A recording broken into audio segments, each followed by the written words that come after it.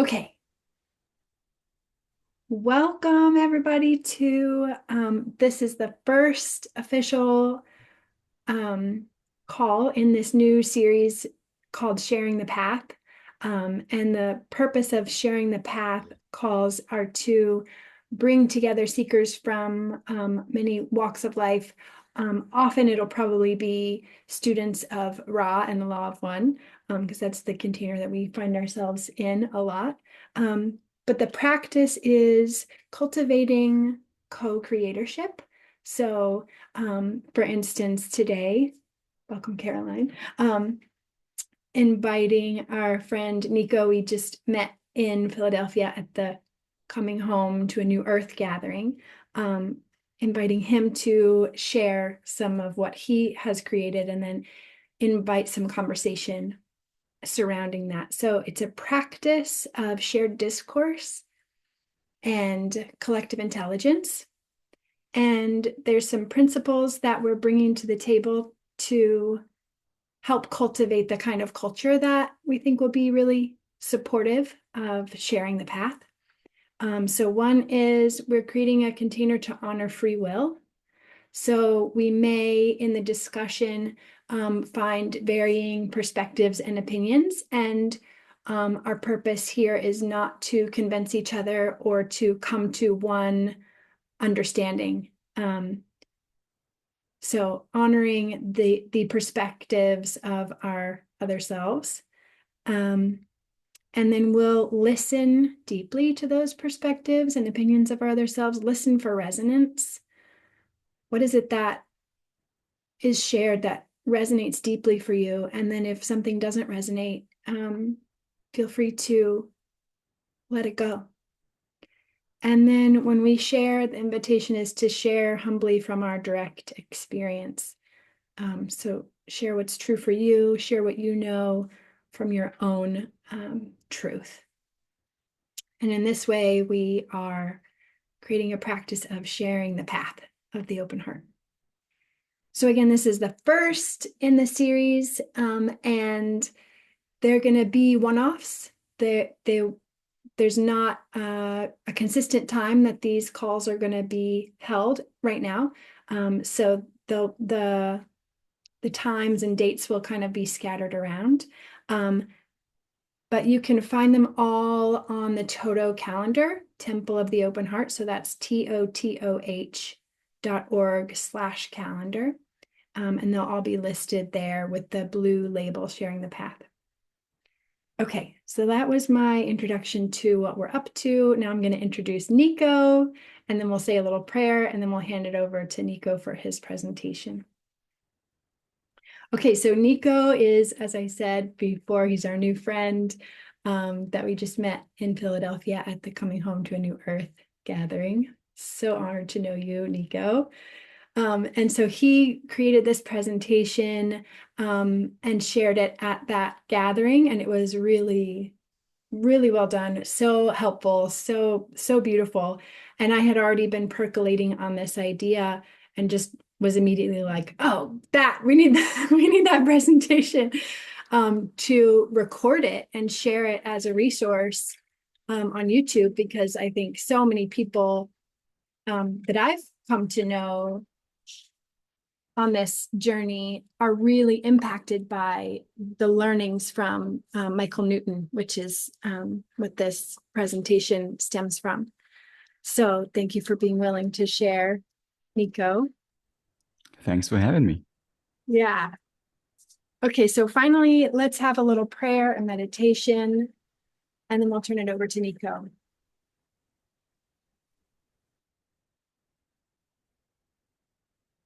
Okay, so I invite us all to get present.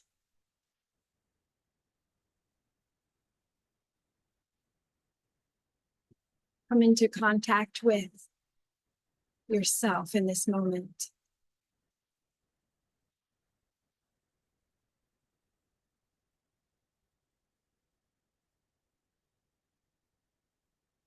Feel your heart, feel your desire to connect. I invite us all to touch in with that intention of connecting. with one another, connecting with Nico and what he has to share.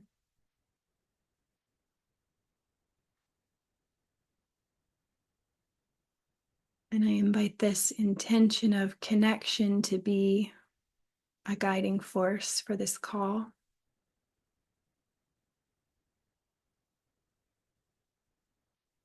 I invite the support of our guides and our allies, our guardians, our angels. Please be with us during this call and support this intention of connecting and sharing the path of the open heart.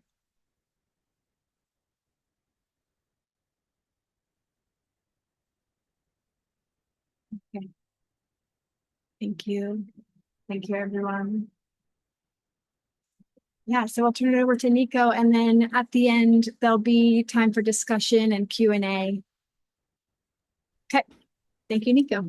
All right, BJ, thank you so much for the warm welcome and for the very lovely prayer slash mini meditation. And before we get going, well, again, thanks for having me. I'm very honored to be here and to share this presentation once again with you. And before I get going, I wish to say, well, two disclaimers. So the first disclaimer is I would like to say or convey the disclaimer that those of Quo always say at the start of their channelings. That disclaimer being, please, in short, please take with you only what resonates and simply discard the rest. Thus, I may speak more freely. A little perhaps personal addendum to that is that in the presentation that you're about to see, there will be distortion, obviously, because I've condensed the materials of two books into one set of slides, so it's obviously very, very condensed down. And so, please take everything that I will share with you with a grain of salt and make this grain of salt as large as you want it to be.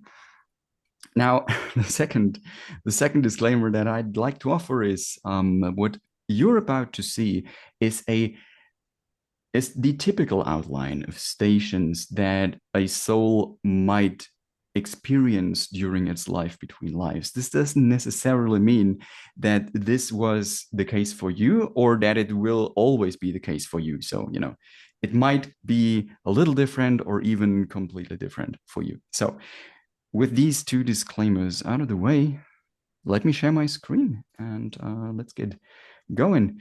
So, yeah, I will monitor the chat here a little. So in case there's any questions, I respond to that. But BJ and Aaron, if you see any question that I'm not aware of, please do feel free to interrupt me.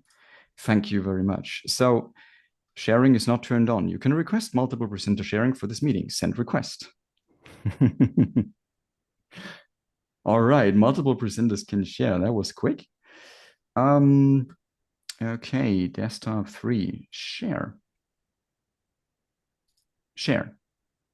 Yes. Would like to share open system settings. Oh, great. Screen recording. Yes, fingerprint. You're allowed to do that. Ah, damn it. I have to quit and reopen the Zoom app. Really? I'll be right back. This will only take a minute. Okay. Okay. See you in a minute. In a minute.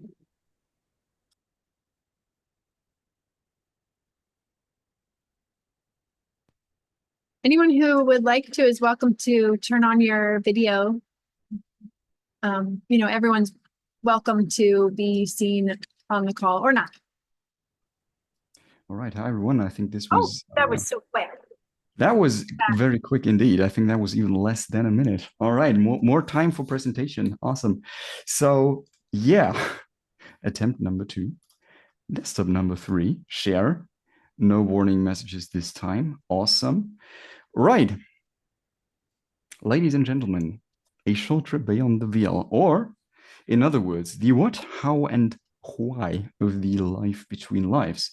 So the goal of this presentation is to provide you with information on the quote unquote typical outline of a life between lives by summarizing. Oh, I have to get rid of the little chat window that popped up here. Sorry about that. by summarizing the works by Dr. Michael Newton and thus conduct a small trip beyond the veil of forgetting. And sorry, chemical substances not included in this trip, in order to allow you to pick what resonates for further investigation and discard all the rest. That bit is very important. In order to then perhaps, raise your interest maybe in getting a life between lives hypnosis session yourself, which might then in turn serve you in providing an entirely new perspective onto the incarnation that you are currently having. So, for the sake of completeness, here are the two books that I have read and then summarized into what you now see as this presentation. The two books by Dr. Michael Newton are Journey of Souls, Case Studies of Life Between Lives, and Destiny of Souls, New Case Studies of Life Between Lives. Now, for all of you not familiar with these books yet, for all of you who haven't read them yet, they are both very, very good and very informative reads. So, in case you haven't picked them up yet, I can highly recommend doing so. Now, what I'm going to show you next is an outline of a typical life between lives, and I would like to start with pointing your attention to not the blue boxes, but the gray one, because that's the thing that we're currently experiencing. It's the wild ride we call life. This wild ride started right after, well, we were born into this incarnation. And since then, we pretty much had a variation of getting up in the morning, doing a couple of things, ideally going to sleep again, and then we rinse and repeat that, and eventually we die, and then our incarnation ends, and then it's back into the life between lives.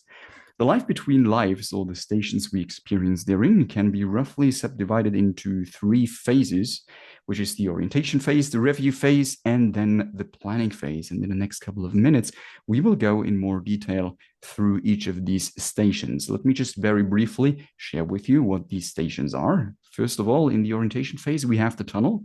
We then move on to rejuvenation and healing, have a short debriefing with our guide or guides, then move onward into the review phase by reuniting with our soul group and reuniting with our soul energy. We then meet the Council of Elders for the first time. We move on to distill the lessons that we have learned in the incarnation that we just lived.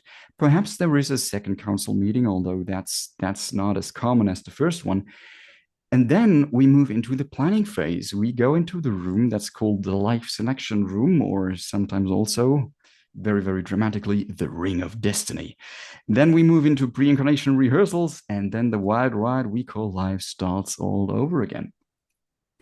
So the agenda of this presentation is as follows. I'll guide you through the phases of the life between lives.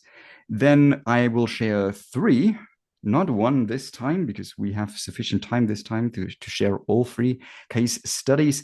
And then we move into a sort of open, Q&A and discussion session, because I brought a couple of points or a couple of topics myself that didn't quite check out for me. There is no, 100% alignment with me in those topics with the material provided, for example, by those of Ra. And so, by sharing them with you, I hope to gain some insight into that. So let's start with orientation. And one more thing before we get started with that, you will see multiple images generated by a certain GPT in this presentation. Some of them turned out to be really nice, others not so much. This one, however, about station 1, the tunnel, I think is rather nice. So once a soul dies, once a body dies, and the incarnation ends, there is a pulling sensation that invites soul upwards to move into what clients in hypnosis describe as a kind of tunnel or portal. Typically, a soul will not immediately give in to this pulling sensation, but rather stay around. For example, this is the most common case, to provide assistance to the grieving loved ones that are left behind, because they are still in incarnation, of course. They are still behind the veil of forgetting, and they are mourning the loss of a loved one. So typically, the soul, might stick around, and once the mourning has decreased a little and they are calmer again, the soul will typically attempt to sort of wrap their minds in his love and say something along the lines of, hey, I'm still there, by the way. You haven't really lost me. We will meet again, and I'm always there for you if you need me. And once they got the message, then the soul will typically eventually want to give in and then float upwards into this tunnel. A notable exception is so-called ghosts. What sometimes happens to the younger and or immature souls is that when an incarnation ends abruptly and or even violently, the soul might feel that an injustice has been done on it and it wants to stick around because it feels that it might help the soul wrap up some unfinished business. So the soul might stick around for decades or even centuries as a ghost. And all of the ghost stories we have their origins in this kind of phenomenon, because once the soul decides to stay back, it has the power to, haunt a place in the way of knocking over things and, slamming doors and that kind of thing. So the ghost stories come from there, but eventually their guides will be able to reach out to them and carefully guide them into the tunnel and then further into the spirit world. Speaking of guides, the tunnel is often the first meeting point with our guides. Now, you might ask yourselves, is the tunnel really necessary? Later on during the council meeting 1 station, we will see that the elders that we meet all wear robes. Now, in the spirit world, souls don't get cold. So there is no necessity to, literally wear a robe or other kind of clothing, but these robes are symbolic. They represent meaning. And so does the tunnel. In my opinion, the tunnel represents transition. You've ended one mode of existence, you come out of space-time and move into time-space, into the spirit world. And the tunnel is there, in my opinion, in order to represent that kind of transition and, perhaps make coming home into the spirit world easier for the soul, which I think is very, very nice. The second station of orientation phase is rejuvenation and healing. So down here on Earth, we have a lot of fun, but still, the incarnation here can be rather heavy, can be rather exhausting. As you all know, sometimes catalyst is strong and hard, and sometimes it wears us down. I would say that generally veiled third density incarnations tend to be heavy and tend to hurt the soul energy, which then necessitates healing and rejuvenation prior to moving on further into the spirit world and prior to moving on to the review phase. So this kind of rejuvenation and healing treatment often involves what clients in hypnosis describe as a kind of energy shower in the form of sound and light waves, and or simply resting in a place of beauty and peace, like a beautiful garden with a nice pond that is created for us and where we can simply rest and feel that sensation of love flowing through us and healing us. There are also specialized healers available to conduct emergency treatment on souls that come back into the spirit world with damaged energy. There is an example that highlights this in the books. There was a man in 1917. If you paid a little bit of attention in history class, you will know that from 1914 to 1918 were rather, let's say, interesting times in Europe. There was World War One. And this guy was a soldier in World War One, and in 1917, his squad was surprised by enemy artillery bombardment. And human bodies and artillery bombardment usually don't go so well together. So basically, his body was all over the place. And because he was surprised by that, he was unable as a soul to move out of his body quickly enough in order to, kind of skip that very, very nasty experience. So he came back into the spirit world and required emergency treatment, and there are specialized healers available for that. Also, some souls may feel that they have committed evil and then might place themselves in a space of seclusion. Now, in the spirit world, there is no concept of purgatory or hell for souls. Souls are their own severest critics as far as their own misbehavior is concerned. So when a soul feels it has done wrong, it has committed evil as far as its own discernment goes, then it might feel shame and move into a place of seclusion, like a self-imposed prison, where not even the guide can reach out to the soul. What will eventually happen is that finally the guide can reach the soul and then conduct further healing and then move the soul along further into the spirit world. More advanced souls in this station might also seek solitude.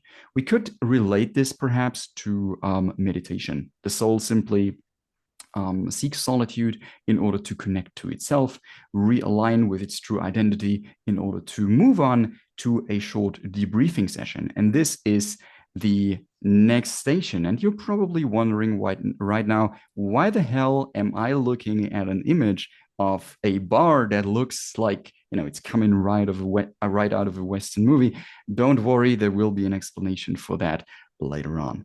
So before moving further into the spirit world, the soul usually has a short session with its guide or guides, plural, which is kind of a preliminary debriefing in which the soul can address all of the immediate pain points and issues that it still might have about the incarnation that has just ended.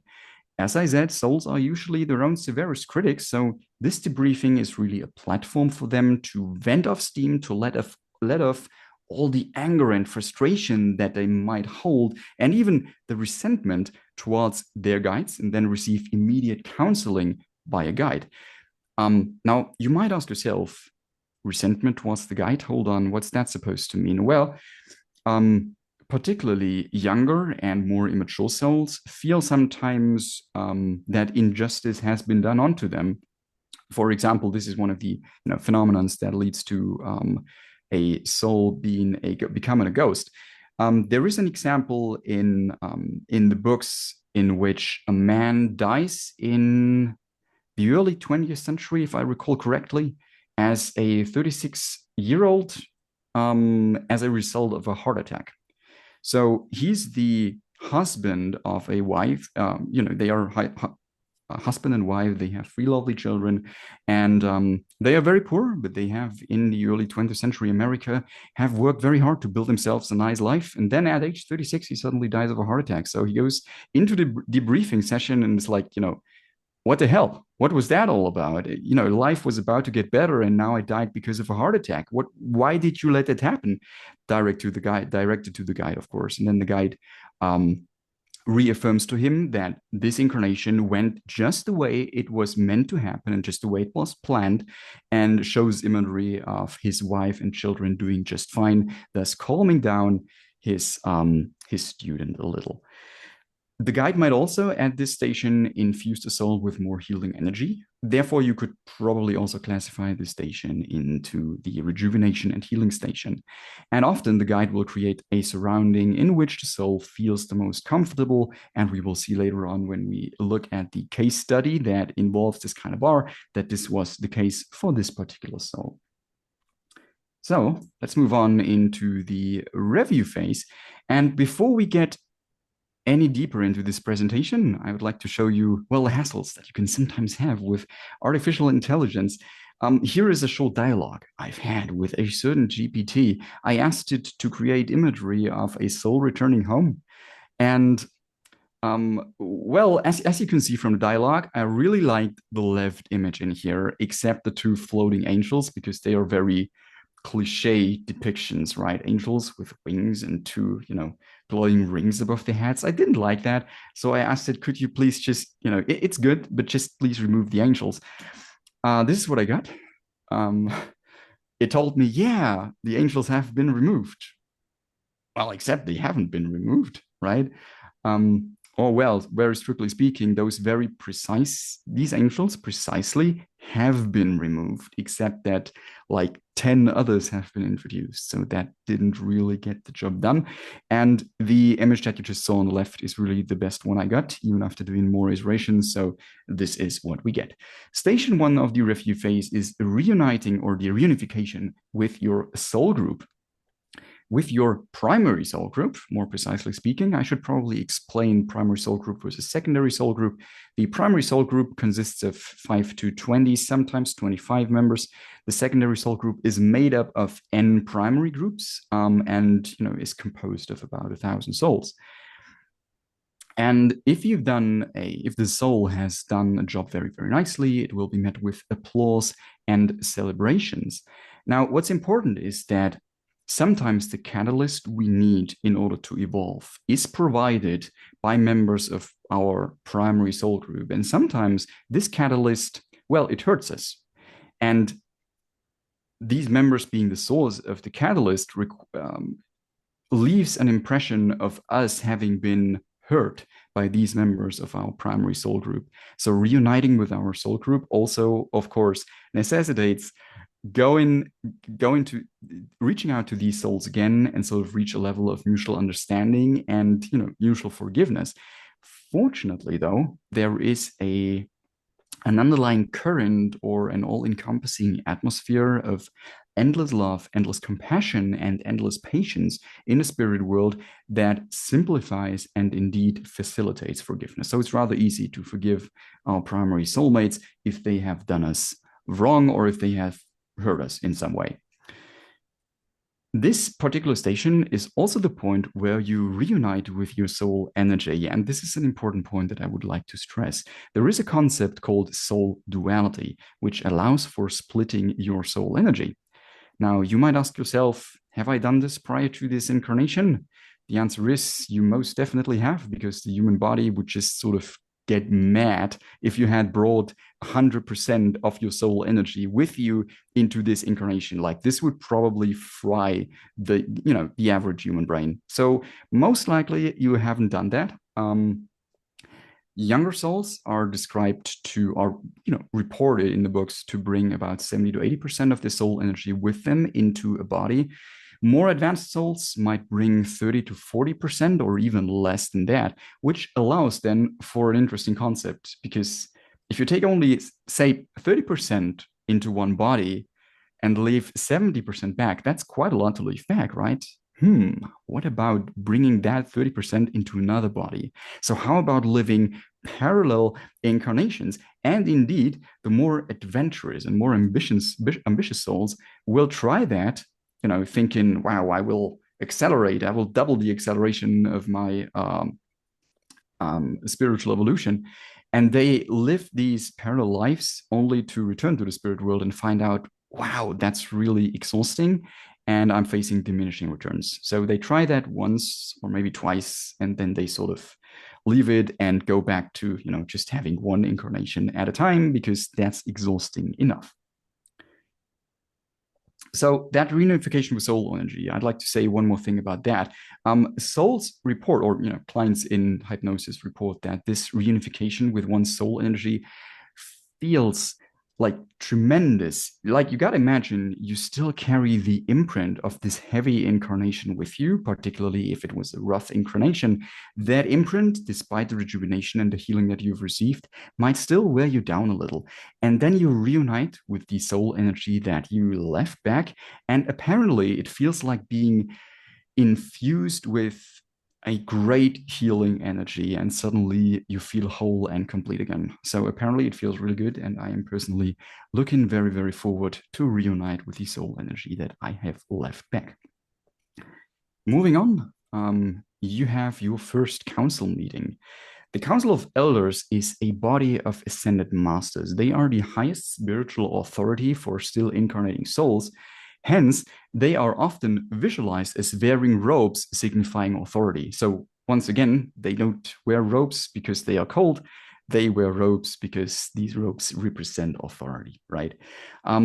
However, the elders support their souls, support their assigned souls in achieving their long-term evolution goals. So they cooperate with their guides, and they are also involved with body selection. The first meeting with the Council of Elders right after incarnation is really, really important, because the imprint of the experiences that you've had in this incarnation are still fresh. Obviously, the body died, and all the negative emotions like fear and anger and hatred died with the body. But the imprint of the incarnation is still fresh. So you're more easily able to recreate and recall anything that you've done in this incarnation and go through these memories more vividly. And so this meeting with the council is really, really important.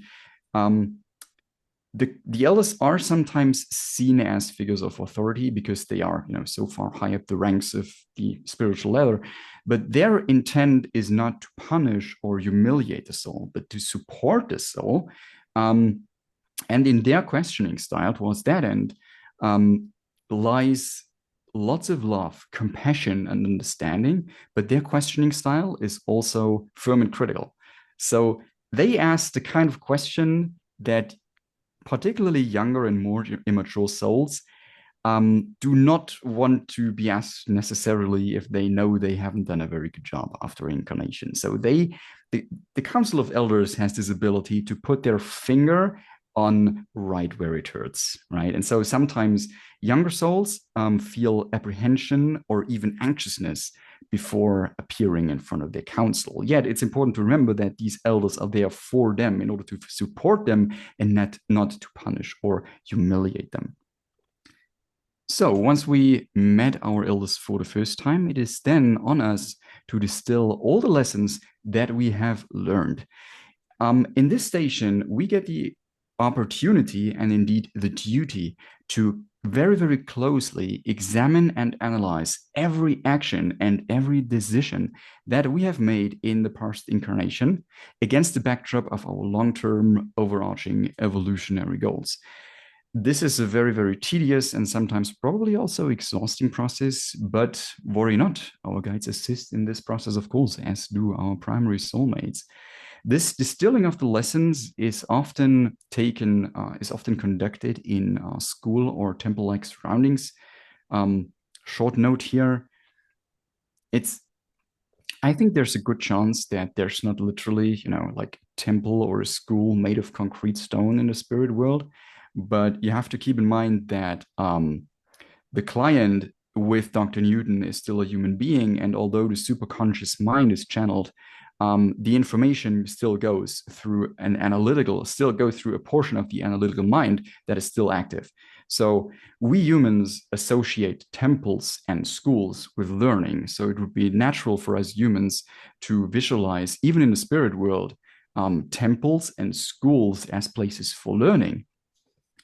A place for learning is also this large library where we typically go for private study with the help of our quote unquote life books. These life books are very interesting. They track every step that we have taken in an incarnation, and not only the steps that we have taken, but also the alternative timelines that would have resulted from choices that we haven't made, but that were probable or at least possible. A couple of cases from the books report that they took these life books and put them on a kind of device that allowed them to sort of jump into a situation. For example, there is one case where in incarnation, the soul as a schoolboy displayed very, very nasty behavior. Like he was on a school playground and he threw stones at other children. Right, and so he dove into this particular situation, and his guides helped him reverse the situation. Suddenly, he was the one that got stones thrown at him by other children, receiving an immediate lesson that getting stones thrown in your face really, really hurts. So that's the kind of learning that these life books permit us.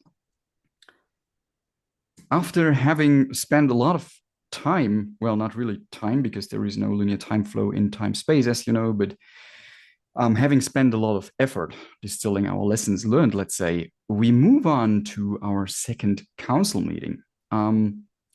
So the questioning continues in this meeting, but this focus of the elders has kind of shifted from the last incarnation all the way on to the next incarnation. So typically questions might be stuff like, what did you conclude from your last incarnation? And why have you therefore phrased these learning goals for your next incarnation? And what do you think is the optimal body choice for your next incarnation? Turns out that during our first council meeting, the elders were already considering potential body selections for our next incarnation, and this selection could get narrowed down before we move on to the next station, which is the life selection room. The second meeting with the council is less common, however, and it will not take place if the soul doesn't need it. So I just mentioned the life selection room, and the council, the second council meeting is sort of the transition phase into the planning phase of our life between lives. And the first serious planning we do is in the life selection room. In the books of Michael Newton, this is also sometimes described as the Ring of Destiny. Ring of Destiny is very, very dramatic, and I'm usually, a fan of these dramatic words. Not in this case, however, because without additional context, you don't really know what the Ring of Destiny is. It might as well be, a Harry Potter movie, Harry Potter and the Ring of Destiny or something. So I've taken the term life selection room. It's one of the earlier terms in the books. And the life selection room, it's not dramatic at all, right? But it tells you without any additional context what this room is about. It's a room in which you select your life, and that's it, right?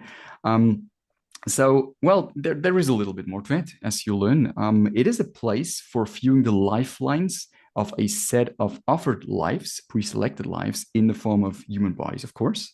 These lives were pre-selected by the council together with their guides and aided by so-called time masters. The time masters are highly ascended beings as well. They are rather elusive. They float around in the background in the life selection room, carefully, supporting the soul and guiding the soul's actions.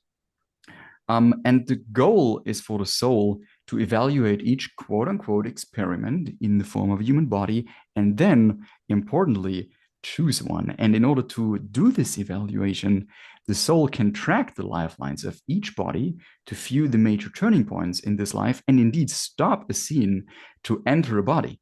And I think this is really, really interesting because what this permits the soul to do is basically to watch and even experience real life situations. Like you can view a situation. For example, there was one case in the books where a soul was viewing a couple of body choices, or pardon me, one body choice in New York City in 1956. And he stopped that scene and moved into that body and was able to experience how being in that body would feel like. Now, you might ask yourself, what about that body during that time? Right? Well, it's put on hold pretty much. So the soul currently inhabiting that body doesn't know, doesn't get to know what's going on. But that's really interesting because what that means is that right now you could be viewing yourself from the life selection room, diving into your body, experiencing what it's like. Hi, this is what it's like. Then move out again, and you wouldn't know a thing. So this is really, really interesting.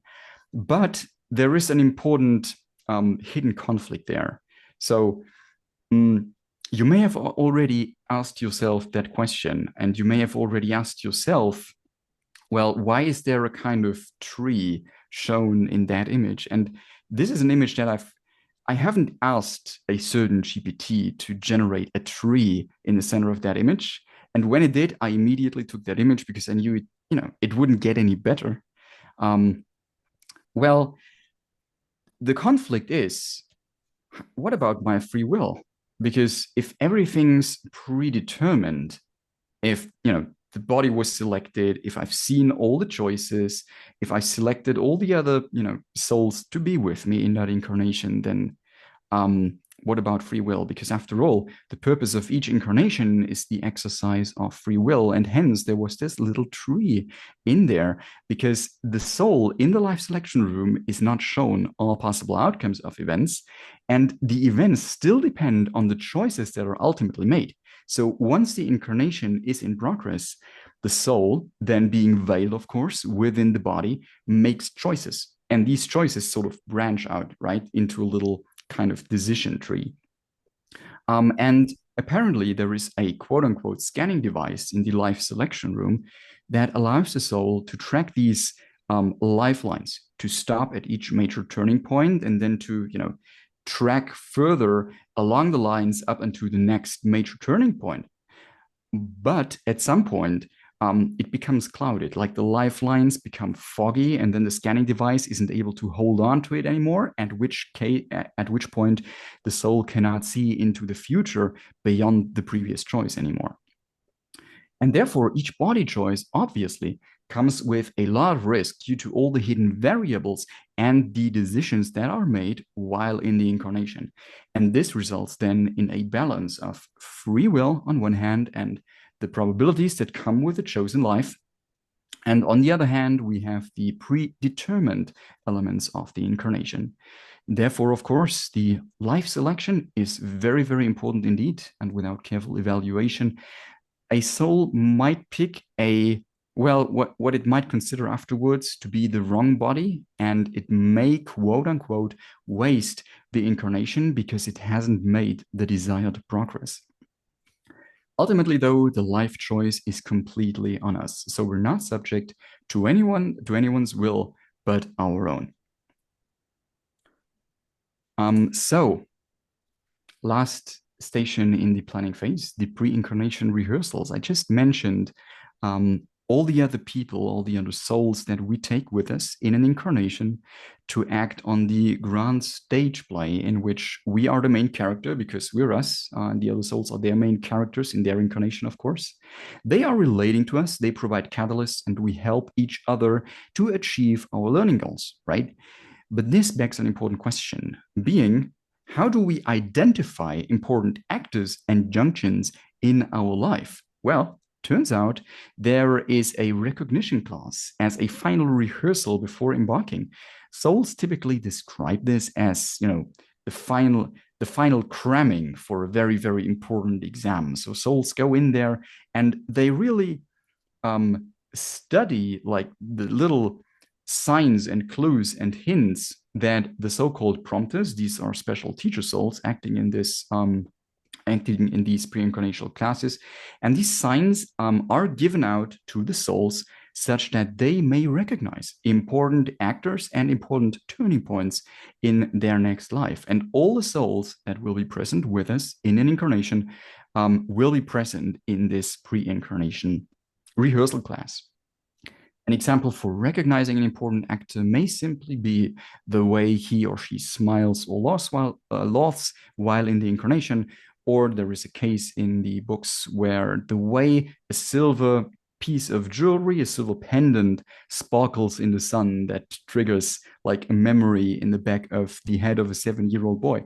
So these clues and hints are typically very, very subtle, but normally the soul, if it pays attention in this class, obviously, will get the hints. So there's a high chance that we recognize the important soul acquaintances as people in our lives and that we will be able to act out our agreed upon script with each other.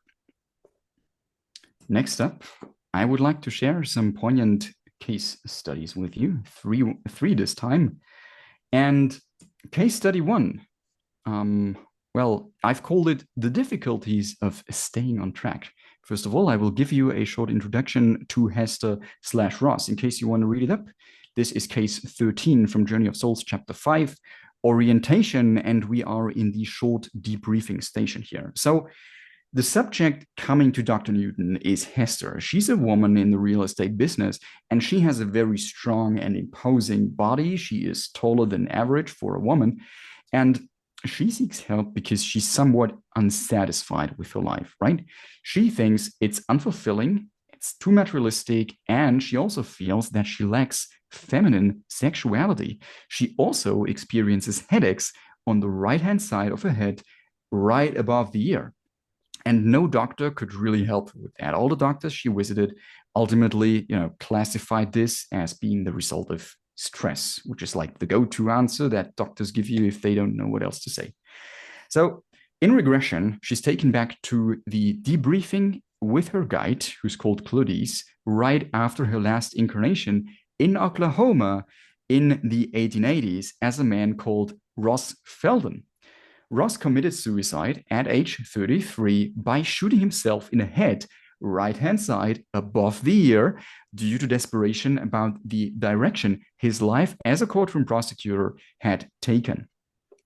So this is problematic for the soul because the soul knows that committing suicide while being in a healthy body means that it threw away the chance to learn its self-chosen lesson in this incarnation. That self-chosen lesson being committing on a goal of bringing positive change to Earth and then staying on track in the face of adversity. Now, do you remember that bar from the short debriefing station that you saw earlier on? So, the soul of Hester slash Ross meets Claudice in an Oklahoma bar, which is a space created by the guide to make the soul feel more comfortable and at home after the abrupt end of incarnation. Now, the bar was apparently called the Buckhorn. Google Maps was not available back then in the 1880s, but I'm sure if it had been available, we would be able to indeed verify that there was a bar called the Buckhorn. Despite this space getting created for the soul by its guide, the soul feels bad about itself because it has committed suicide in its life as Ross, despite being in a healthy body. And so the soul feels a little, apprehension when approaching its guide because it knows the conversation won't be very pleasant. And indeed, Claudice seems to be a little disappointed.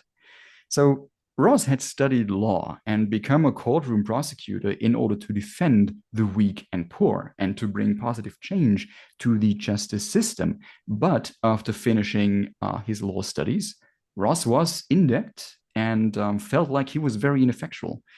He had too little money and too little influence, and there's actually a little O missing there. Pardon me for that. Which is kind of obvious, at least the too little money part, because the poor cannot pay, right? So out of this feeling or out of this situation, Ross started to serve wealthy and powerful clients, and in the process grew attached to money and status. And he ended up prosecuting those that he had initially set out to help. And then, out of despair, Ross committed suicide. He felt that he couldn't go back because going back would have meant being poor again and being ineffectual again. But he was also in desperation because he felt he couldn't move forward. He felt it's not really the life he wanted to live. And so, out of desperation, he committed suicide. So Ross had become corrupted by money and status and the power that comes with both, obviously, and served the system that he had initially set out to change, forgetting his initial intentions and what his parents had taught him. Turns out Claudice and the soul itself had chosen his family very, very carefully. His family were a bunch of very modest and honest farmers who taught him these values: modesty, honesty, forbearance. And he also ignored the thoughts of moderation and responsibility that Claudice had sent into his mind. So in its incarnation as Hester, the soul of Ross again attempts to bring positive change into the world, and this time stay true to the soul's goals. And the body choice of a woman are related to this. The soul felt that as a woman, he would have an easier time with men because the men wouldn't really take the woman, seriously. And so she could trick the men more easily. That's what the soul felt before going into this incarnation. So the soul wanted to have a female body, and Claudice, let her have it. But the plan doesn't work as intended. Hester plays the power game again. She misuses people. She manipulates real estate deals for her own benefit. So she also has become too interested in money and status. But she felt that she was going off track. She sought out Dr. Newton in order to get some help. And after learning about its life as Ross and the goals for life as Hester, the soul allows herself in the body of Hester to lower her defenses, be less aggressive, and engage in volunteer service work in order to get back on track again and bring that positive change into the world that she had initially set out to bring. Case study number 2, I've called this The Little Things. And this is the case study that I also shared in Philadelphia because I think it highlights very, very nicely the point of why we're here in third density. In case you want to read it up again, it's case 39 from Destiny of Souls, chapter 6, the Council of Elders. And the station is therefore, unsurprisingly, Council Meeting 1. So the soul we're looking at is called Emmanuel, and this is not the incarnational name. And Emmanuel, as far as the classification system that Newton had developed, is a level 1 soul. So he's very young and very immature still. And he visits his Council of Elders for the first time after incarnation that ended in 1937. He feels very anxious to appear in front of his council, even a little apprehensive. And the meeting starts by his guide telling the elders what the goals of this incarnation had been, and then, what had actually happened in the incarnation. And Emmanuel, being a very young soul, wishes to make a good impression on the elders. So he tries to focus on the stuff that went really great, on the things that he did well. There were many acts of generosity. He provided well for his family. He employed many people during the economic depression in the US, and he gave lots of money to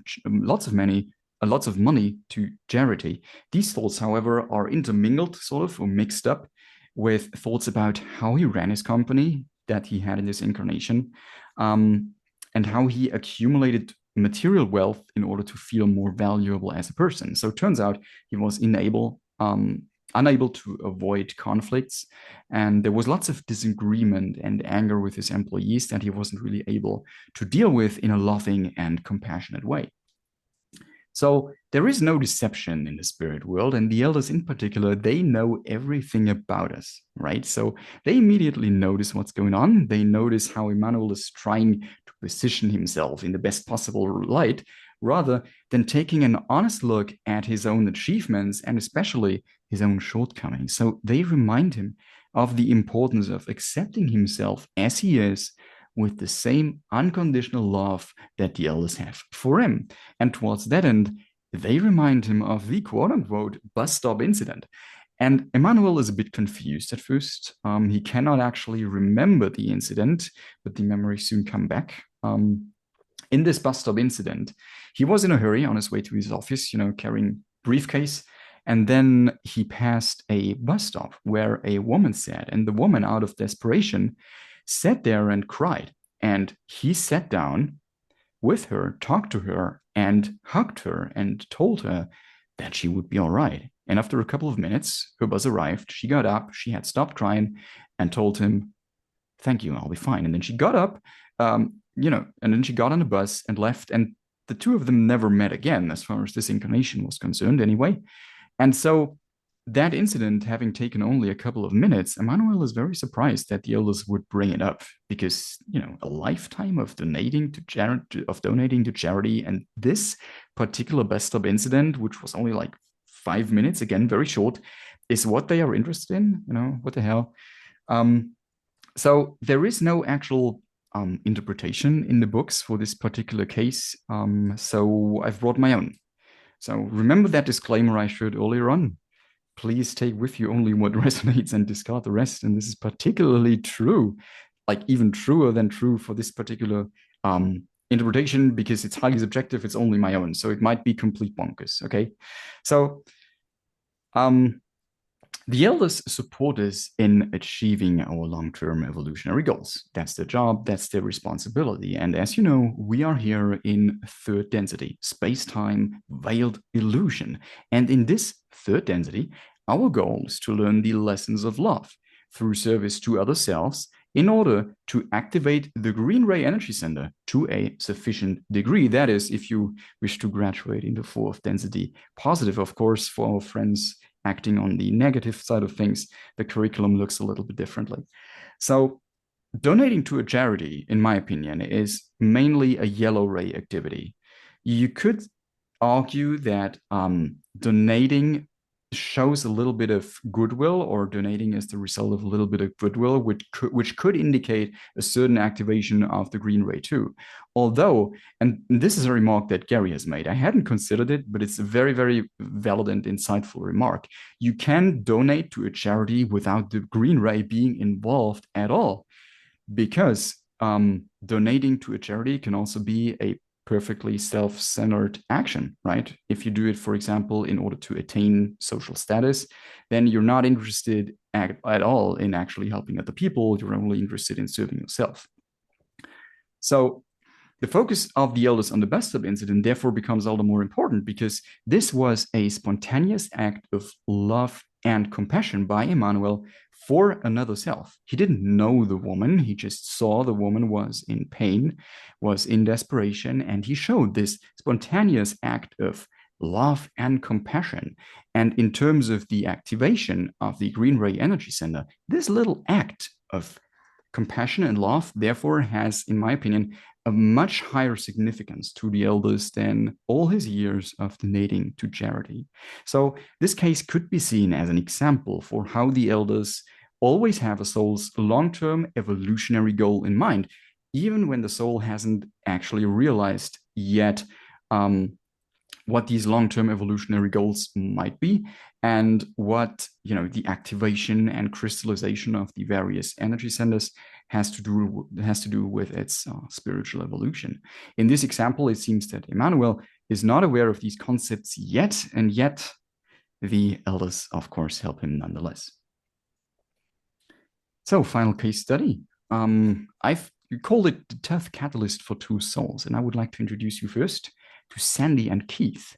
If you wish to look it up, it's case 64 from Destiny of Souls, chapter 9, the Ring of Destiny. Station, Life Selection Room, also known as the Ring of Destiny.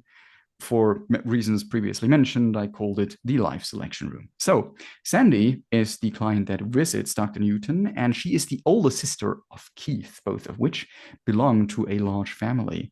And Sandy, while they were both young, has taken care of Keith while they were growing up. And so they share a very, very strong bond as brother and sister.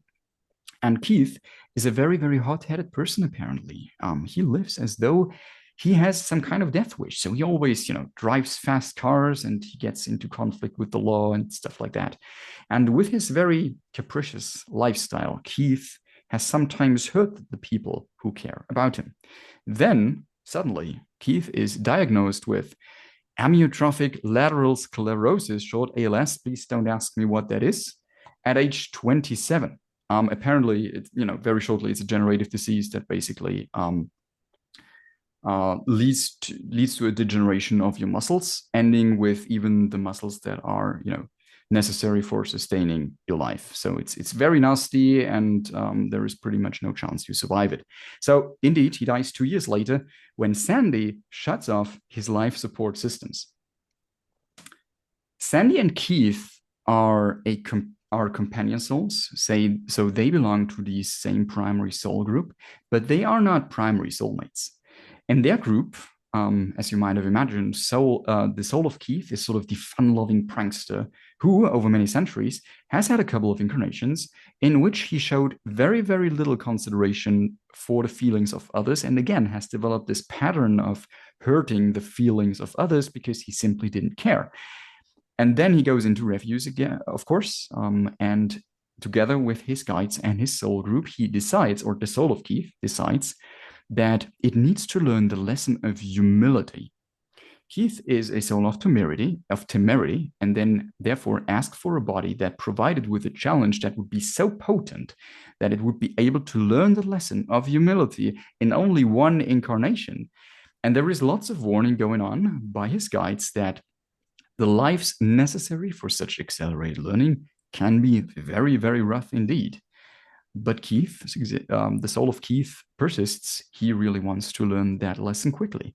So in the life selection room, the soul of Keith is shown a very, very athletic, difficult word, athletic and powerful body that would be immobilized by this illness, ALS, thus becoming dependent on the people who care for him, learning to humbly accept the love that they have for him. And in the life selection room, he sees the soul of Keith sees this and almost backs out, but in the end accepts the assignment because I keep saying he because it's Keith, but the soul doesn't have a gender, so I keep correcting myself and say it. Right, the soul of Keith is prepared to suffer in Keith's body while in the incarnation, but at the very end of the disease, when Keith is already there lying on the bed, being completely unable to move, being completely incapacitated, Sandy was to shut off the life support systems, which is pretty tough. In order to practice this, the souls of Sandy and Keith create an entire clinical bed and the life support systems in the spirit world, because the soul of Keith still remembers them from the life selection room, right? And so they create that. And Sandy's soul practices to operate the machine. And they practice assuming that she would do this in a hospital. Fortunately, in the actual incarnation, Keith is moved home, and so she can operate the machine at home. And together, while in the spirit world prior to the incarnation, they come up with a signal that Keith would give to Sandy in the incarnation once he was ready to leave his body, and she was to then shut off the life support systems. So once the disease strikes in the body of Keith, Keith feels anger, of course, self-pity, remorse, but towards the end of the disease, he calms down and he becomes grateful and appreciative for what his loved ones are doing for him, and therefore humbly accepts their gestures of love and care. And this incarnation turned out to be very, very challenging, particularly for Keith, of course, but also for Sandy. But the plan worked out. The plan was successful. The soul of Keith was able to learn the lesson of humility in only one incarnation, where for other souls, it might have been stretched out over multiple incarnations. So very beautiful example there, how accelerated learning can be very, very rewarding, but very, very tough indeed while in the incarnation. So I would like to move on now to the sort of open Q&A and discussion session. First of all, which questions do you have?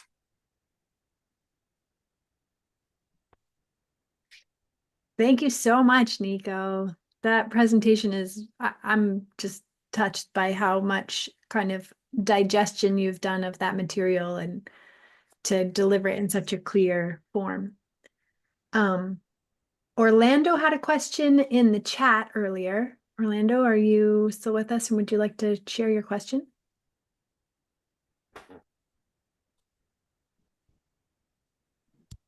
I believe you can hear me now. Yes. Maybe Thank you for making this possible and for putting this together. wait, let me just Again, pause you for a second. Maybe we yes. want to stop, Nico, maybe stop sharing the screen so we can see. Yes. Let me find the button. Stop share. Right. Thank you. Okay, thanks, Orlando. Carry on. Yep. So as just saying that, thank you for putting this together. And this is my second time going through this rodeo with Nico, but every time it just gets clearer and clearer. So as many times as you present this, I will continue to come and attend whenever possible. Now, my question, I put in there, was at the I think somewhere in the beginning, and I asked, is that soul energy that is left behind the same or related to the higher self, or nothing to do with the higher self? The latter, I think, is more accurate. It's not your higher self. It's a part of your soul that is on your level of awareness, which suggests that it's not the higher self, because your higher self resides somewhere up in sixth density. And what's also interesting, or what is also suggestive of this kind of answer, is that the soul energy that you leave back is not like completely passive and completely inactive. So it can greet other souls once they return, and it can also participate in learning activities in the spirit world. And if it were the higher self, then there would be no reason to participate in these learning exercises or these learning experiences, because you've already done it all. So yeah, it's the latter. Okay. And in that line, with your experience and knowing this material like you do, this connection that exists with this part of the soul that is left behind, is that something that potentially could be accessible through deep meditative state, or that's left alone for it to be? Oh, wow, that's a good question. Thank you for that. I believe you could probably, if you wanted to, invoke it and find a way to do that. But there are, as far as my memories of the books go, there is no example or no case actually doing that. But this being a creation of infinite possibility, if you really wanted to, then why not? What's not possible, however, is to take for example, 30% of your soul energy and then decide later on while in the incarnation, oh, I need a little bit more, and then fetch another 20. So that doesn't work because that would not be compatible with your body. Okay.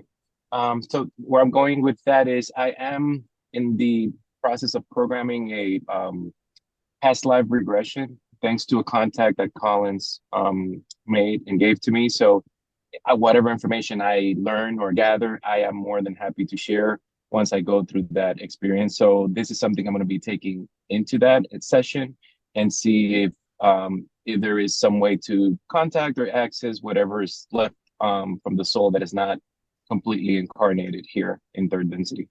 Okay, awesome. So you're going to have your own life between life session?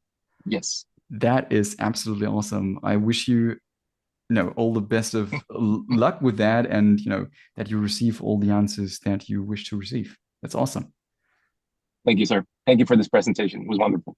Yeah. Well, thanks for joining. Thanks for the question.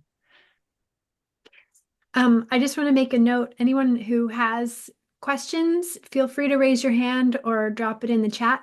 And also not just questions for Nico are welcome. Any comments or discussion points are also welcome. Okay.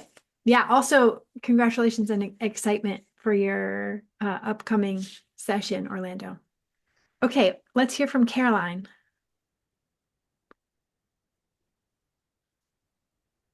Oh, you're muted. Let's see. She's got. Yeah, sorry. I was all excited. I saw this in Philadelphia as well, and it was so quick and fast. I took some notes today, and I was grateful for the overview once again. But thank you for this presentation. I had just first off a comment related to what Orlando was asking. I had a friend back in Dallas who's been down this path since like 1990, and he spent a lot of years in meditation trying to access. He believed very strongly that his soul was being shared with other humans, incarnated at this moment. And through a lot of intense meditation on his part, he was able to locate two people. And one was a man living in Mexico, and I can't remember the other person.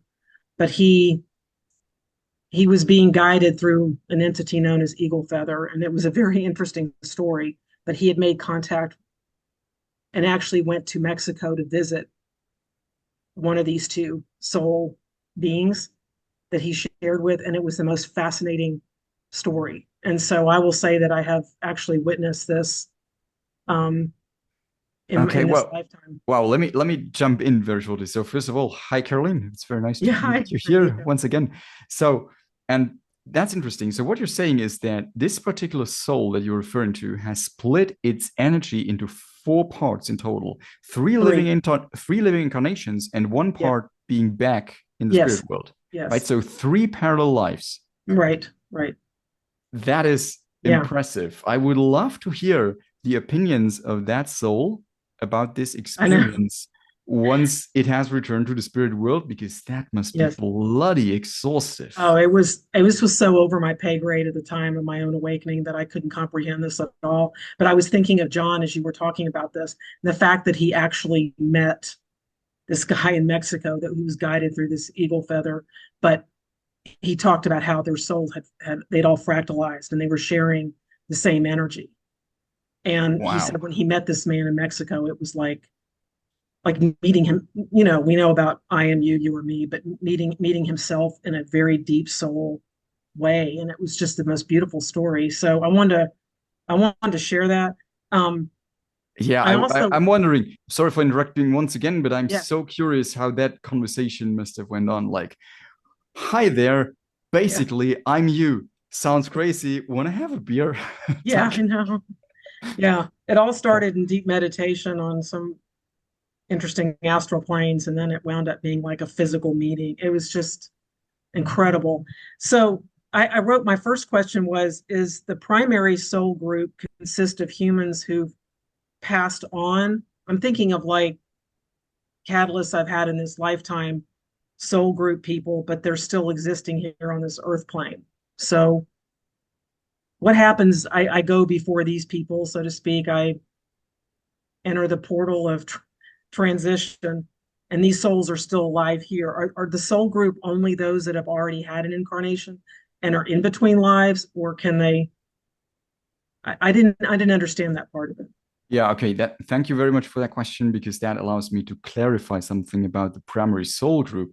So apparently, once a soul is quote unquote born into third density, once it has reached third density awareness, it will first be with only one or two other souls, being very, very closely monitored by its personal guide.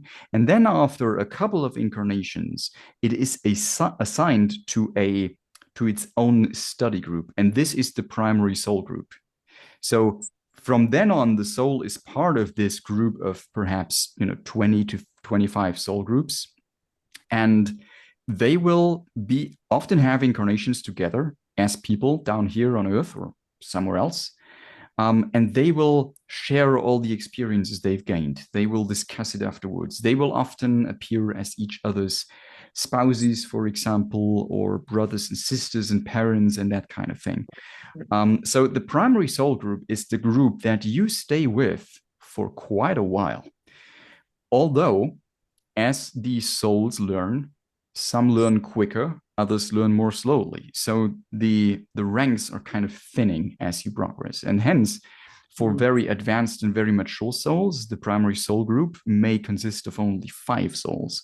Yet there is still that very intimate connection to all the other souls that used to be a part of your primary soul group earlier on when you were still younger as a soul.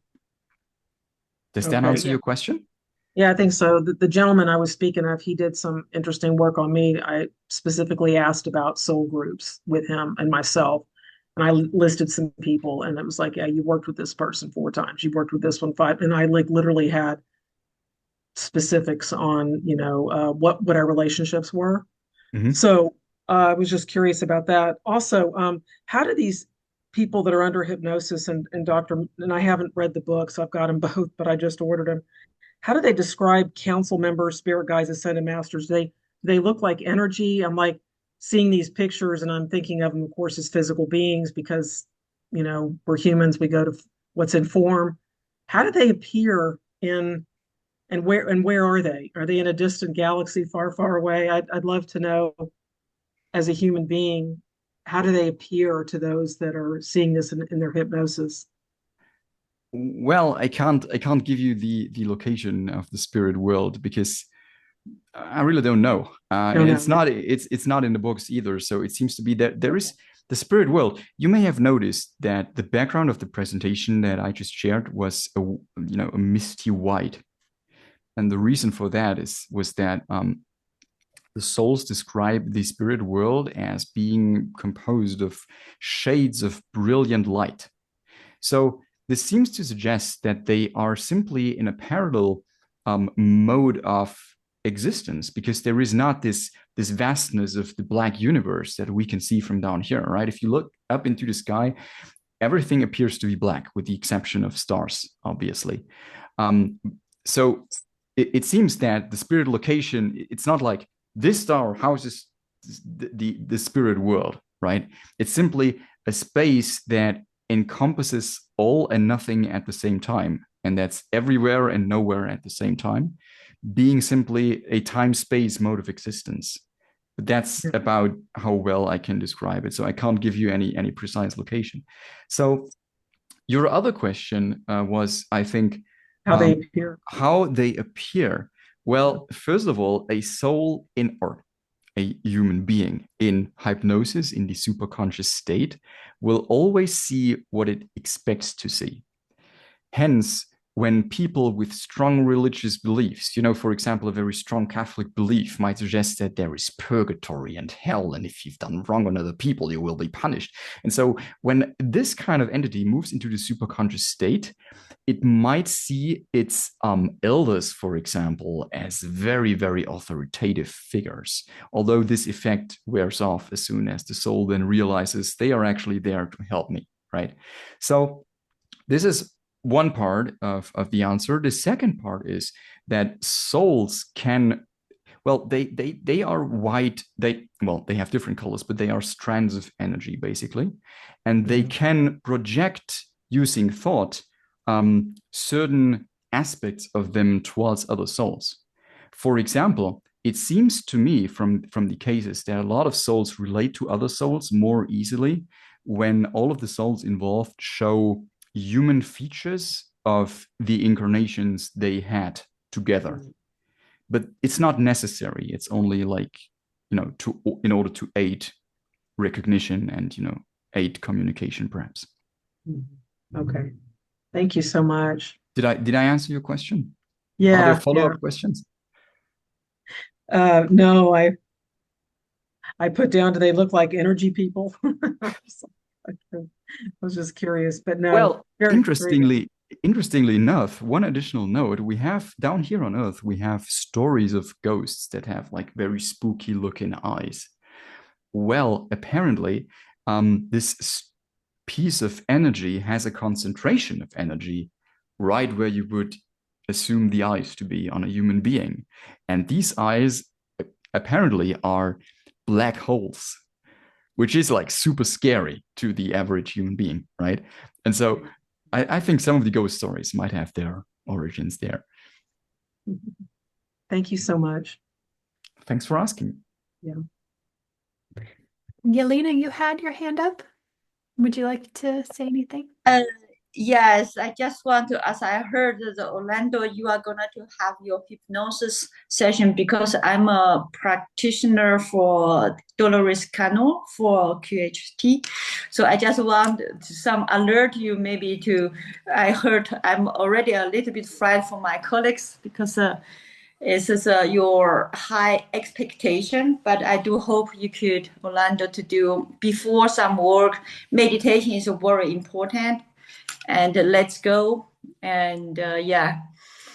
And what else? Meditation is reading and speak. Just close your eyes, see all the what picture you have in your third eye or in your brain. You speak out. So then you will go with the flow. Because I'm already nervous for my colleagues because, okay, the patient come with so many expectations, so it's already under tension. And yeah, I love the work from Michael Newton, and for sure from my teacher, Dolores Cano, she has a bunch of that. And also from the Daniel Bricklin, maybe you guys know this one, Daniel Bricklin. He has a fourth time near-death experience.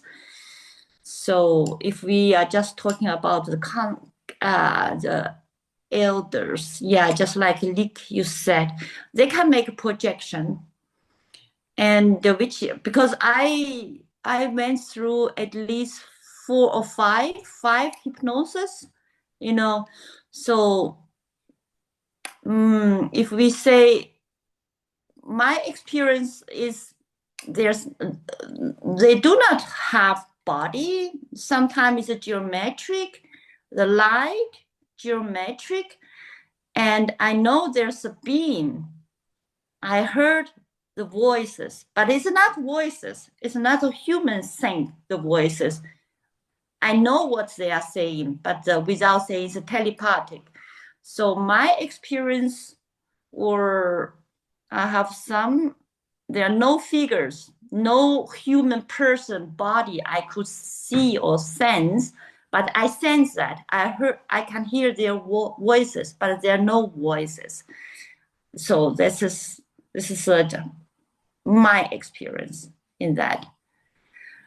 And yeah, okay, thank you so much, Nico. Very interesting. Okay, well, thanks for the remark. Thanks for sharing that. As a matter of fact, I will have a Life Between Life session as well at the end of September, and well, I'm very curious to experience that too, and I'm wondering whether I will experience something along the lines what you have shared just now. Thank you. Oh, that is good. Life Between Life, yeah. Thank you, Yelena. We have a question in the chat from Tut, and then I'll be on stack after that. Yeah. Can you hear me? Yes, right? Okay, perfect. Hi, everyone. Happy to be here. I actually somehow thought has been mentioned several times right now in my life. So I'm happy to be here and I'm happy to see you, Nico and Lynn, and all the ones who want to share these sessions. Like, really enjoy. So the question is actually, I will just reread it and then I somehow explain exactly what I mean. So it is mentioned in the books, the one you were explaining today, that this kind of knowing or like kind of remembering about our past lives and our actual experiences can somehow create like sadness, but not really sadness, like kind of melancholic, like this nostalgia somehow. Because, I mean, why does it happen that whenever we remember who we are and why we came here through material experiences or all, we somehow feel the urge to return more quickly to reunite with the oneness? It's like, oh my God, that was so hard. No, I want to came back. And though it's the beautiful experience we can have here, but it's like, oh my God, outside or inside of us is even beautiful. So, like, why is this kind of feeling when you start to remember all these kind of things you have been going through about sadness and nostalgia? Did I understand your question correctly? Is what you're asking how how a certain sense of sadness or nostalgia can kick in once you realize that you have an incarnation and that you are actually a child of infinity and that you can go back into the spirit world? Yeah, because I think a lot of people I have met right now and through the last couple of years is always like, I have this black night and wholeness and I was empty and I don't want to feel that anymore. So I'm really happy to just finish this and go to unity. So, Yeah, like, yeah. I can relate to this question very much. First time I learned about, the fact that this is an illusion and that there's a spirit world. My first thought was, crap, I gotta get out. Um, so let me share a story of the first case Newton had before the case that made him discover that there is a life between lives, basically. So there was this woman, and she came to him with a sense of sadness. She felt very alone and very very sad, and she just didn't know what to do about the feeling, right? And without knowing it, Newton had, he put her into hypnosis, and she was very receptive to hypnosis. So she slipped into a superconscious state without him having suggested that, or without him knowing or realizing it. And then used a trigger word. He said something like, "Move to the group of people you love most." And she went back to her primary soul group, and she described this immense sense of love and unity. And Newton was a bit surprised at first because he didn't understand where she was, right? And so I think, yes, there is that part of us that wants to go back, because there is endless love and human unity and compassion and sharing with all the others. And then we move into incarnation and we are seemingly separate, not only from each other, but also seemingly separate from our divine nature, from our infinity, from the soul energy that we have left back. And so I think it's perfectly natural to feel, a little bit of sadness and nostalgia and a little bit of separation. It's like, coming to an LNL gathering, for example, in Philadelphia, and or Prague for that matter, and sharing space and time with all those beautiful seekers and having that great atmosphere of love, and then everyone moves back into their own lives. and you feel that sense of separation with them a little as you go about your daily business. So I don't know if that truly answers your question. I don't think there is like a definitive cause for that sadness other than the divine part of us remembering that there is something more waiting for us once we have finished our business in this incarnation. Yeah, it was like, like I haven't read these books exactly because of that. Because somehow it's like the more you know, the more you just want to go back and as fast as you can. And Yeah, you were but describing these cases, like these different cases. And I was like, oh, is this a movie? I think I saw this in a movie. Like, it's like super kind of science fiction, though it's reality. And then we are here experience somehow exactly the same.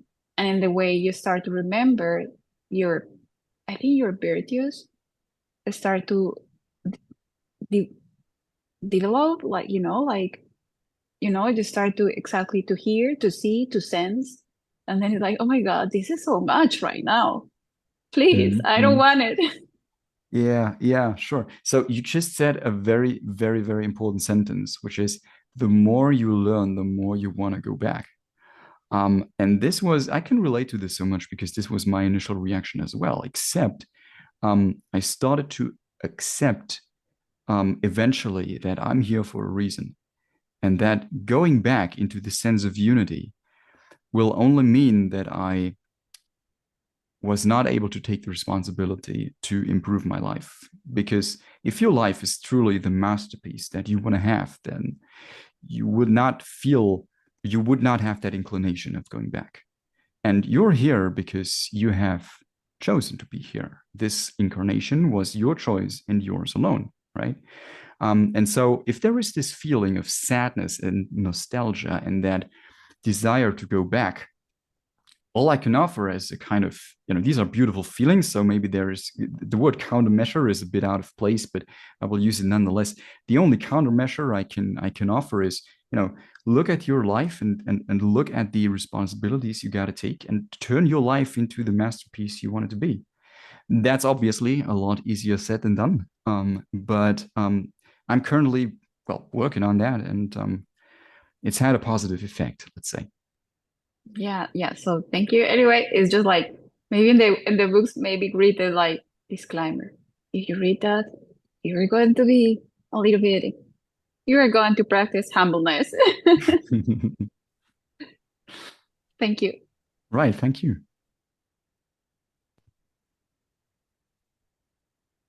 Okay, I'm up next. So first, I'm just going to make a note that we are at the technical end of the time that was scheduled for this, but there's still a lot of momentum and excitement. So I can personally keep going a little bit longer, but if anyone needs to pop off, feel free to just, you can say bye in the chat and leave or just leave. That's fine. Yeah, so a couple of comments and pieces that were really interesting to me. One is the piece about how our soul group, we end up learning lessons from our soul group, that there's like challenges that happen, challenging life experiences that happen from members of our soul family or soul group.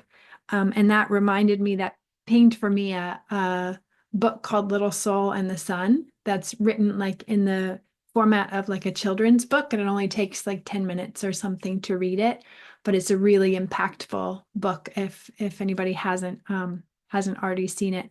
It was written by Neil Donald Walsh. Yeah, really powerful. Wait, how is that called? The Little Soul and the Sun. The Little Soul and the Sun. Yes. The sun as in sun? Yeah. Yellow Like the glowy ball? shining Rather sun, than... yeah. Okay, cool. Thanks. Yeah, really cool book. Another piece that I didn't hear mentioned, but that has been really impactful to my own receiving of this information is just knowing that Michael Newton himself was at first a skeptic. He was just like a scientific kind of focusing on hypnotherapy and the material science of it. But then somehow stumbled upon many clients who were having these bizarre experiences, and so just got curious about it that way. And to me, that has been a really impactful piece of information that's actually really supported my my interest in this. Yeah, thanks for mentioning that. Yeah. Note to self, include this piece of information in the presentation, because yes, you're absolutely right. He was he was a skeptic, as you said, and then he, by this very case that I just mentioned, discovered that there's something going on between lives, and then Right. sort of the rest is history. So that's a great story. Yeah, totally. And then one other just personal anecdote of that I was touched by with the picture of the classroom and the teacher at the chalkboard when you were talking about like soul recognition. I had a really powerful experience of that with this guy. We we had already been living together in a community for several months. Um, and he was just, he was a neat guy to me. And I was like, yeah, we're living in community together. We're doing things together, but we weren't in a romantic relationship. We weren't even like especially connected within the community. But there was a meeting that took place and there was challenge within the meeting, and just watching the way that he participated in that meeting and how he was responding to the challenge that was coming up within our community. I had this really powerful, like it was almost like a voice that was speaking that wasn't actually a voice, kind of like Yelena was saying, like it was like, oh, we're working on the same thing. Oh, got to talk to that guy. Like it was suddenly just like tractor beam, got to talk to him. We're on the same team. And then we were just powerfully connected after that. So yeah, I just wanted to share that little anecdote of a personal experience of recognition, soul recognition. Wow, someone paid attention in rehearsal class. Yeah, I guess so. Yeah, I guess so. So thank you for sharing that. It's a beautiful story indeed. Yeah. Thanks. And thanks again for this presentation. Very, very touching. Well, I did bring a couple of open topics myself, but it seems that there's another question by Orlando.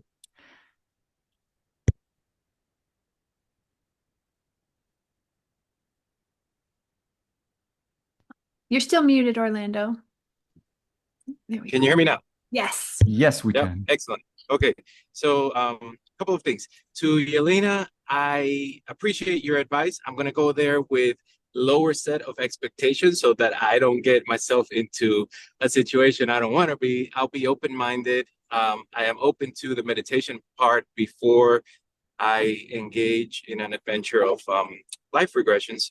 And then to Todd, I did feel kind of that prior to discovering the law of one. I was at a point that I was questioning what is the purpose. I done a lot of things and I've achieved a lot of material things in this world, yet I was in a position where I started to question that and say, what is the end game of going through all of this? Is it just wake up like the gray box in the one of the slides that Nico presented?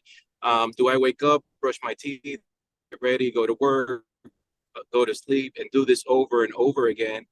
For how long can I stay on this hamster wheel? This will be very tiresome after some time. And then I started getting into Zen, Buddhism, and then finally discovered the law of one earlier this year. And that really has opened my acceptance and the way I approach things. So it has really transformed my philosophy. And I too participated in this retreat in with LNL research a couple of weeks ago, and went through a small phase there, like Nico said, where we had so much love and so much open space and gratitude for everything that was happening. And I was like, oh man, can I hold on to this for forever? Because I don't want to let go of this feeling that I'm going through right now. And as everybody parted and went to their, respective duty in this incarnation that we have, I said, it's okay. It's probably just a phase that we got to go through. But it kind of reignited the sense of there's bigger things to do and achieve and accomplish while I have the opportunity to do so in this incarnation, because otherwise, if I do not learn the lesson now, I will be sent back and I have to go through this again.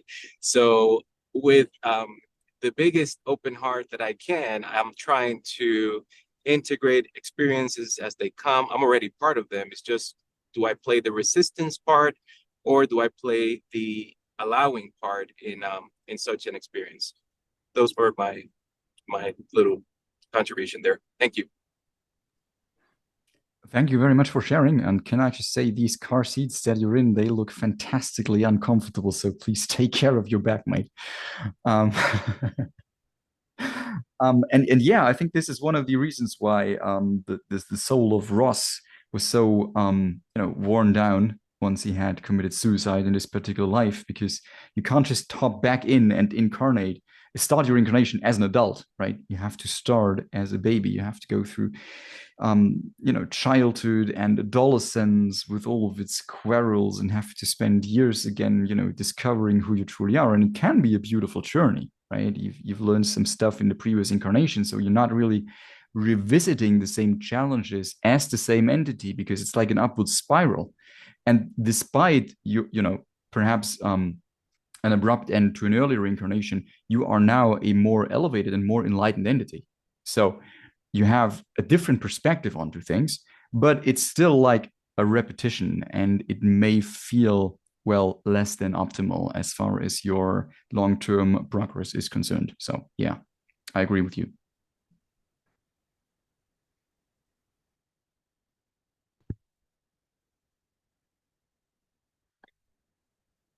Thanks, everybody.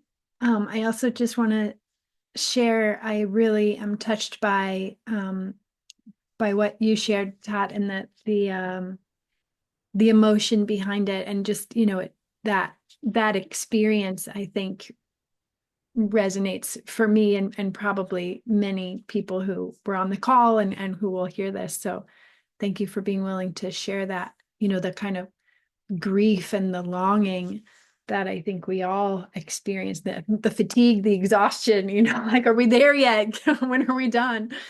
Yeah. So thanks for sharing from the heart. Any final comments before we wrap up? Yeah, Yelena. Okay.